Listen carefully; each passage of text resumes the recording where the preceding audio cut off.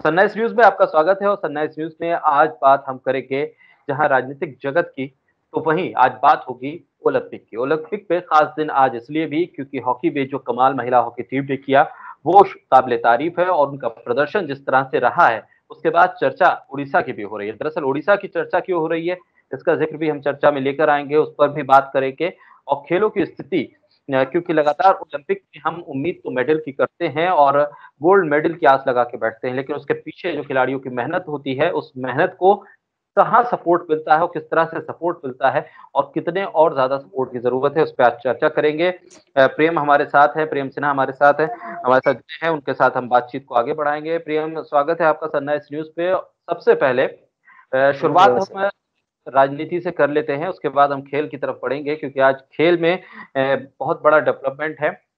उत्तर प्रदेश की राजनीति को किस तरह से देख रहे हैं, क्योंकि अब चुनाव विधानसभा के भी करीब है और ऐसे में उत्तर प्रदेश में बेरोजगारी का जो मुद्दा है अ, वो कहीं ना कहीं लोगों के बीच एक खलबली सी है, क्योंकि पिछले 2 साल में कोरोना के दौरान जो नौकरियां गई और सरकारी नौकरियां नहीं मिली और अब मानदेय की स्थिति में सरकार कह रही है कि ग्राम पंचायत सहायक 6,000 रुपए महीना के मानदेय पे उन्हें रखने की कोशिश कर रही है और ये बताने की कोशिश कर रही है कि हम नौकरियां दे रहे हैं, लेकिन सिर्फ 6,000 रुपए महीना अगर आप सिर्फ 1 साल के कॉन्ट्रैक्ट पे किसी को रखते हैं तो क्या ये जस्टिफाई करता है, क्या ये रोजगार की शक्ल ले पाएगा?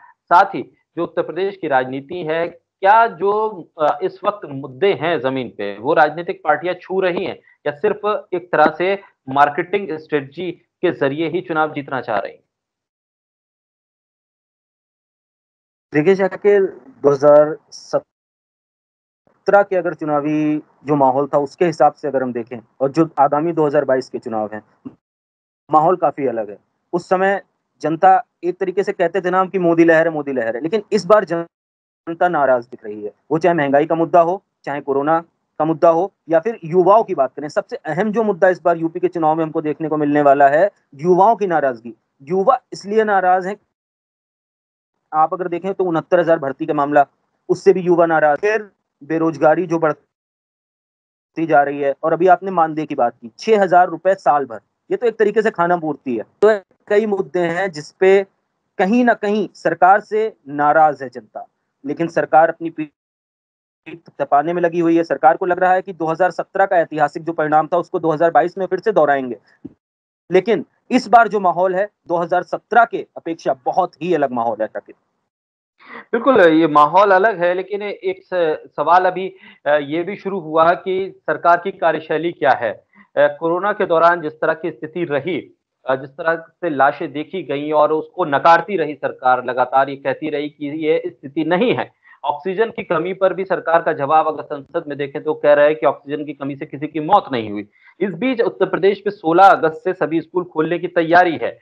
थर्ड वेव को लेकर प्रधानमंत्री खुद कह रहे हैं कि आप सतर्क रहें, तीसरी वेव भी आएगी। आईआईटी के और तमाम अन्य विशेषज्ञ जो हैं वो ये कह रहे हैं कि अक्टूबर के आसपास ये पीक पर हो सकती है। दक्षिण भारत में मामले लगातार बढ़ रहे हैं, 40,000 मामले रोजाना आ रहे हैं।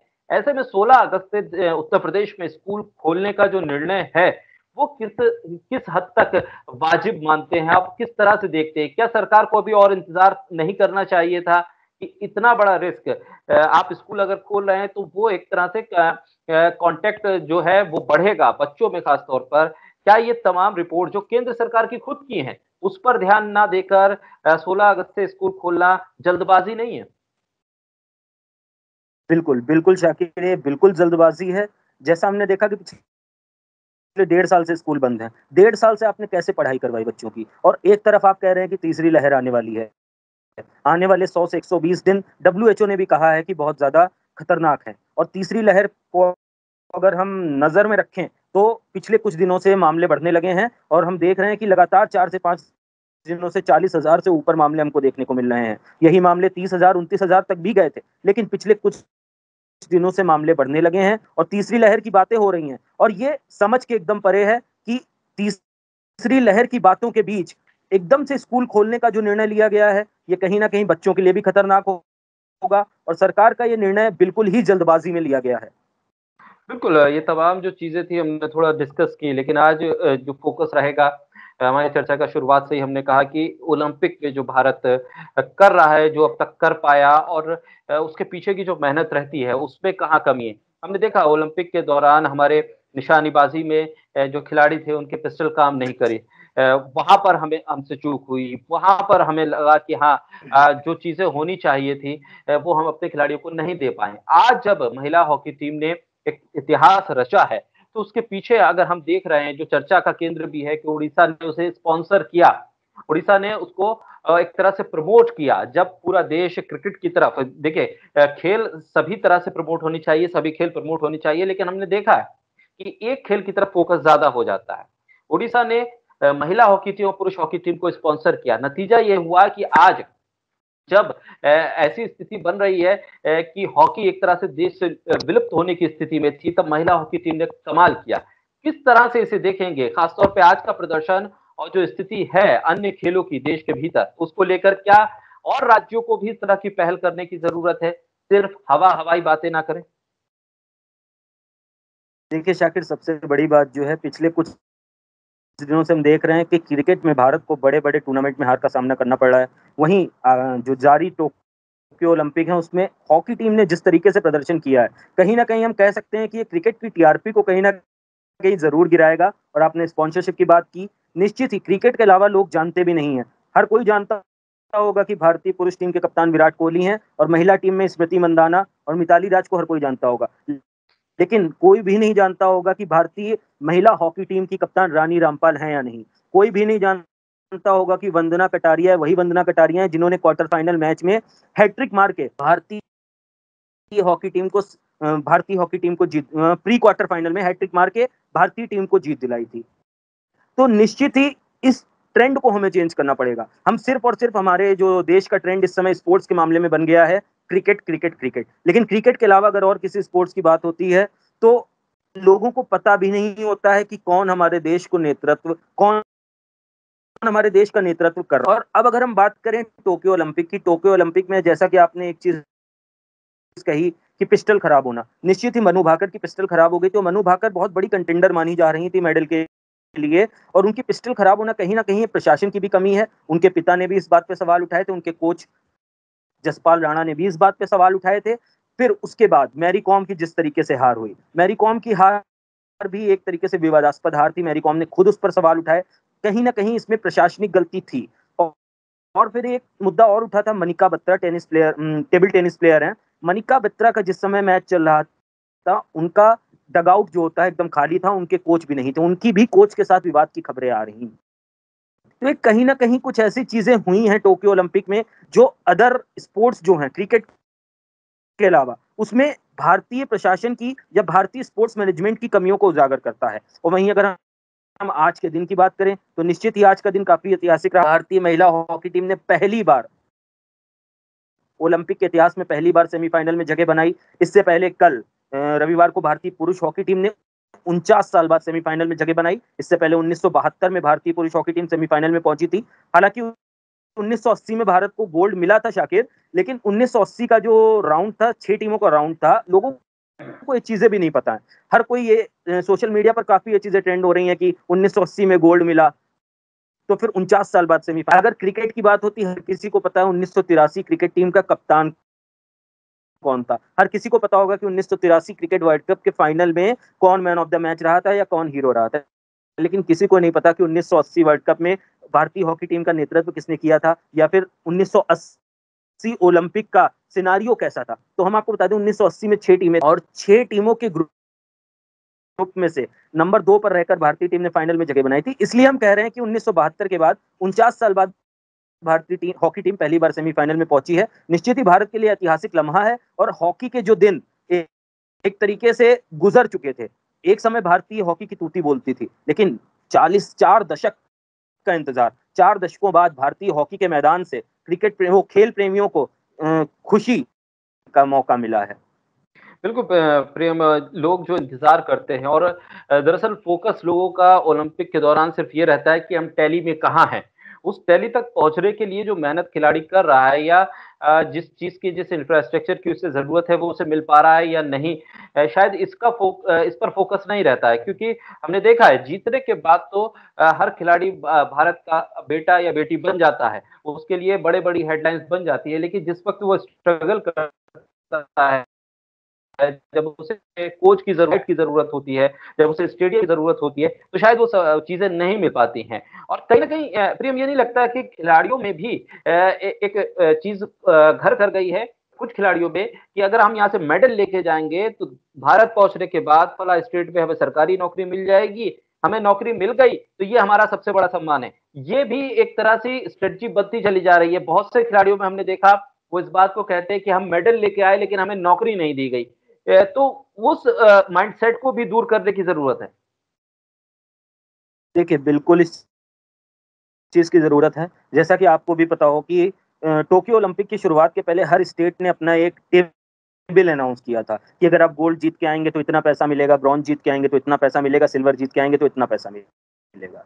लेकिन इस चीज पर मैं एक सवाल ये उठाना चाहूंगा कि जो पैसा आप मेडल जीतने के बाद दे रहे हैं, अगर वही पैसा आप मेडल जीतने के लिए दें, वही पैसा आप इंफ्रास्ट्रक्चर पे खर्च करें, तो निश्चित ही भारतीय टीम भी हमको मेडल टैली में चाइना और यूएसए के बाद तीसरे चौथे नंबर पे या फिर पहले दूसरे नंबर पर भी दिख सकती है। लेकिन भारत में हर चीज के ऊपर राजनीति होती है, तो खेल के मामले में भी राजनीति है। अभी आप अगर मेडल जीत के पीवी सिंधु आ रही है, पीवी सिंधु को अगर आप इनाम देंगे तो फिर आपकी राजनीति चमकेगी उससे। लेकिन अगर आप पीछे पैसा लगा के उन पीवी सिंधु को वो अच्छा इंफ्रास्ट्रक्चर प्रोवाइड करवाएंगे जिससे वो आगे ब्रॉन्ज की बजाय सिल्वर या गोल्ड की तरफ आगे बढ़े, लेकिन वो चीजें भारत में नहीं होती हैं। इन चीजों में सुधार करना निश्चित ही जरूरी है शाकिर, लेकिन वो चीजें कब होंगी इसका हमें भी इंतजार है, आपको भी इंतजार है।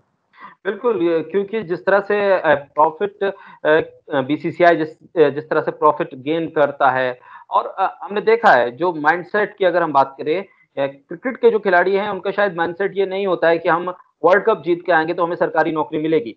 लेकिन यहाँ एथलीट्स और अन्य खेलों के जो खिलाड़ी हैं, वहां इस बात को लेकर चर्चा जरूर होती है कि हम अगर कुछ मेडल लेकर जाते हैं तो हमें वहां पर नौकरी मिलेगी। बात नौकरी की नहीं है, आप सम्मान दीजिए एक खिलाड़ी को, लेकिन बेसिक ग्राउंड लेवल पर अगर उस खेल को आप बढ़ावा नहीं देंगे, आप उसमें जिस तरह से उड़ीसा ने कदम उठाया, अगर इस तरह के अन्य स्टेट कदम नहीं उठाएंगे तो ये हर बार जिस तरह से आपने कहा कि हर बार आप बोली लगाते रहेंगे कि आप सोना लेके आओगे तो आपको इतना पैसा दे देंगे, सिल्वर लेके आओगे तो इतना पैसा दे देंगे। एक तरह से आप बोली लगा रहे हो हमारे खिलाड़ियों की और उनकी मेहनत की।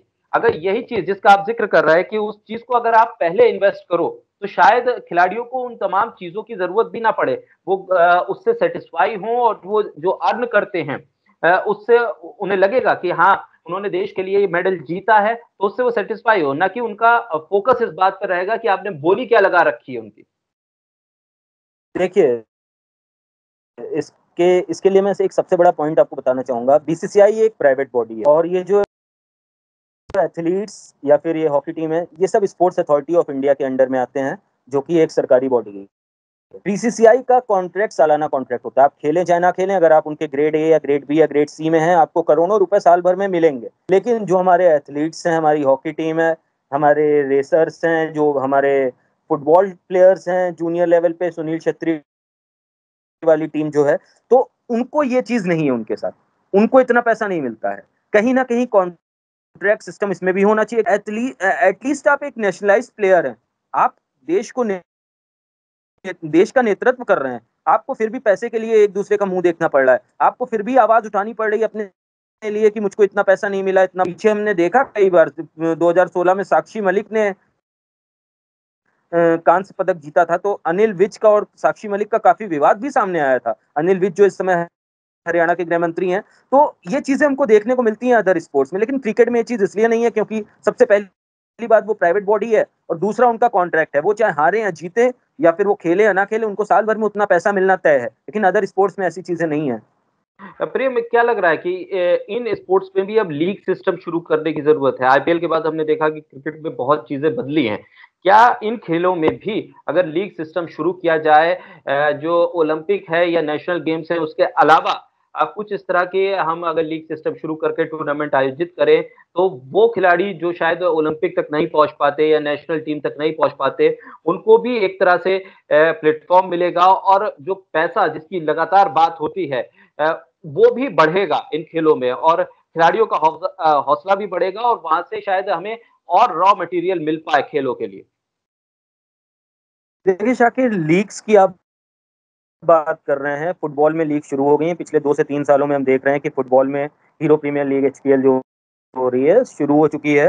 हॉकी में भी लीग्स होती हैं, वर्ल्ड कप होता है, हम सीरीज भी खेलते हैं। लेकिन एथलेटिक्स में कहीं ना कहीं भारतीय स्पोर्ट्स मैनेजमेंट, जो स्पोर्ट्स अथॉरिटी ऑफ इंडिया है, उसको कहीं ना कहीं एथलेटिक्स में अपने को आगे बढ़ाना होगा। कहीं ना कहीं ऐसे इवेंट्स होने होंगे जिसमें आपको खिलाड़ियों को भेजना चाहिए। हमने देखा कि दूती चंद आज जिस तरीके से 200 मीटर हीट में बाहर हो गई, लेकिन वो इंडिया की फास्टेस्ट रेसर मानी जाती हैं, लेकिन ओलंपिक में उनका कोई स्थान ही नहीं। तो ये चीजें लीग से ही सुधरेंगी। जब आप इंटरनेशनल एथलीट्स के साथ कॉम्पीट करेंगे तो कहीं ना कहीं आपके अंदर कॉन्फिडेंस भी डेवलप होगा कि हाँ, हम इन्हें हरा सकते हैं। जैसे बैडमिंटन में होता है, बैडमिंटन में भी कई सारे टूर्नामेंट होते हैं साल भर में, हॉकी में भी सीरीज होने लगी हैं, फुटबॉल में भी अब लीग्स होने लगी हैं। एथलेटिक्स में कहीं ना कहीं स्पोर्ट्स के मामले, स्पोर्ट्स मिनिस्टर जो हमारे नए खेल मंत्री अभी अनुराग ठाकुर बने हैं, उनको कहीं ना कहीं इस मामले में सोचना चाहिए कि 2024 में जो पेरिस ओलंपिक्स होने वाले हैं, उसमें भारत को एथलेटिक्स में कैसे आगे ले जाया जाए। और आपने बहुत अच्छा जिक्र किया, लीग सिस्टम जरूर होना चाहिए एथलेटिक्स के लिए। प्रियम, अब जिस तरह से हम बढ़ रहे हैं आगे की तरफ, कंक्लूड करने की तरफ है, जानना चाहूंगा कि अब ओलंपिक पे आपको क्या नजर आ रहा है, भारत को लेकर कितनी अब नजरें रह सकती हैं, हम गोल्ड कितने, गोल्ड की टैली में कहां पर पहुंच सकते हैं, अभी क्या कुछ बाकी है, कितनी उम्मीदें हैं किस किस खेल से भारत को? देखिए, अभी तक भारत के 3 पदक पक्के हो चुके हैं, जिसमें से 2 भारत को मिल चुके हैं। पीवी सिंधु ने ब्रॉन्ज दिलाया, मीराबाई चानू ने सिल्वर दिलाया। लोवलिना बोरगोहन ने मुक्केबाजी में भारत का मेडल पक्का कर लिया है, वो सेमीफाइनल में पहुंच गई है, लेकिन अभी कौन सा मेडल मिलने वाला है ये कंफर्म नहीं है। एटलीस्ट अगर वो सेमीफाइनल हारती है तो ब्रॉन्ज तो मिलेगा ही, क्योंकि जो एक two of the two one of the one events होते हैं, बॉक्सिंग, रेसलिंग, इसमें आप अगर सेमीफाइनल में पहुंचते हैं तो दोनों सेमीफाइनलिस्ट को ब्रॉन्ज मेडल दिया जाता है। तो 3 मेडल भारत के पक्के हो चुके हैं, अभी कोई गोल्ड नहीं है। हालांकि अभी मुकाबला चल रहा है डिस्कस थ्रो का। कमलप्रीत कौर से काफी उम्मीदें की जा रही हैं। कमलप्रीत कौर ने क्वालिफिकेशन राउंड में 64 मीटर डिस्क फेंक के रिकॉर्ड बनाया था। हालांकि अभी ताजा अपडेट मैं आपको दे दूं, 7वें नंबर पे वो चल रही थी, तो उनसे उम्मीदें हैं कि हो सकता है वो भारत को कोई मेडल दिलवाएं। हॉकी टीम ने जिस तरीके से इतिहास रचा, और भारतीय महिला हॉकी टीम ने जिस तरीके से आज ऑस्ट्रेलिया को हराया, ऑस्ट्रेलिया 3 बार की ओलंपिक चैंपियन है, उसके बाद कहीं ना कहीं कह सकते हैं ऑस्ट्रेलिया सबसे बड़ा रोड़ा था भारतीय महिला हॉकी टीम की राह में, जिसको उन्होंने पार कर लिया है। उनका सेमीफाइनल मुकाबला अर्जेंटीना से होगा। तो अर्जेंटीना को हराना उतना मुश्किल नहीं होगा जितना हराना ऑस्ट्रेलिया को मुश्किल था, लेकिन ऑस्ट्रेलिया को भारतीय महिला हॉकी टीम ने बड़ी आसानी से 1-0 से हरा दिया। तो अर्जेंटीना से मुकाबला देखने लायक होगा। भारतीय महिला हॉकी टीम निश्चित ही मेडल की कंटेंडर हो गई है, एटलीस्ट सिल्वर मेडल तो भारतीय महिला हॉकी टीम से हम एक्सपेक्ट कर रहे हैं। वहीं भारतीय पुरुष हॉकी टीम की अगर हम बात करें, जिस तरीके का खेल दिखाया है, ऑस्ट्रेलिया से हार मिली थी उनको भी लीग स्टेज में। ऑस्ट्रेलिया उनकी राह का भी सबसे बड़ा रोड़ा है। सेमीफाइनल मुकाबला हालांकि भारत का बेल्जियम से होना है। बेल्जियम को भारत सीरीज में हरा चुका है हालांकि, लेकिन जो बड़े टूर्नामेंट्स हुए हैं नॉकआउट राउंड में भारत हारता रहा है बेल्जियम से, तो बेल्जियम भी एक बड़ी चुनौती होगी। लेकिन एटलीस्ट मेंस हॉकी में भी हमको एक मेडल की उम्मीद है, तो हॉकी में हमको 2 मेडल की उम्मीद है टीम इंडिया से। लेकिन उसके अलावा अगर हम बात करें, अब भारत की चुनौतियां ज्यादा बची नहीं है। सिर्फ और सिर्फ अब रेसलिंग में योगेश्वर दत्त और विनेश फोगाट से सिर्फ एक उम्मीद से उम्मीद लगाई जा रही है। तो कहीं ना कहीं अगर हम एक प्रेडिक्शन करें तो भारत 5 से 6 मेडल के साथ इस बार के ओलंपिक की समाप्ति कर सकता है, जिसमें शायद कोई गोल्ड ना हो।